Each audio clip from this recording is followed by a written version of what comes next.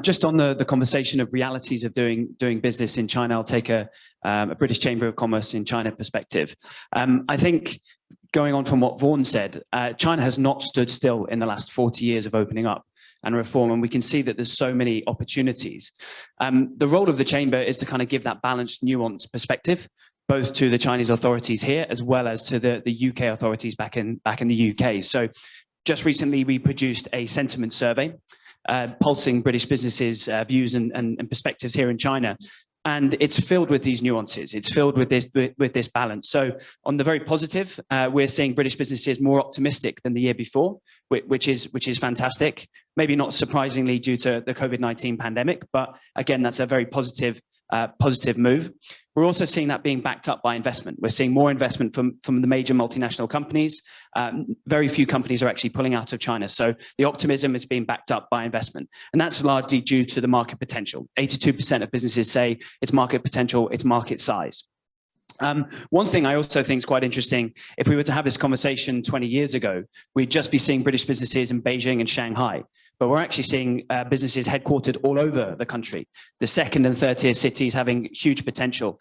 We can see that through tech and innovation, healthcare, professional services, especially down in the Greater Bay Area.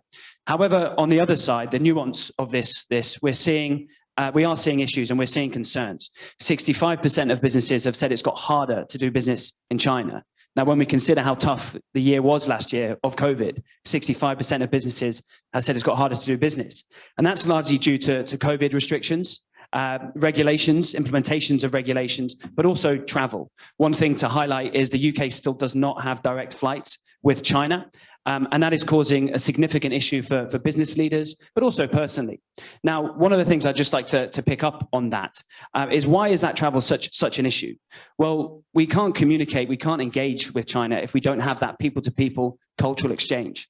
One of the things to highlight is university courses studying Chinese and looking at Chinese in the UK has dropped significantly in the last 2 or 3 years, and that will continue to drop if we cannot come and engage with China. Again, not a positive trend moving forward. So again, for us, the people-to-people cultural engagement is really important. And again, why? Because the people who come, study, work here are advocates for China. They become the business leaders in China. If you look 20, 30 years ago, the people who study Chinese, they're now the ambassadors, they are now the business leaders. So again, that people-to-people cultural engagement is absolutely critical. I suppose also just looking forward, one of the biggest opportunities that my colleague from the European Chamber mentioned is China's 30-60 net zero plan. And again, we all collectively see the importance and the area of engagement for that. But sustainability net zero is not an island. It cannot just operate alone. We need bilateral, we need multilateral engagement around that to really hit these targets.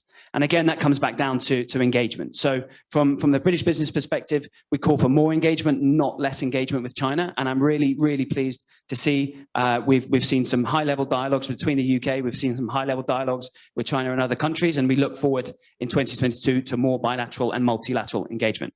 Thank you.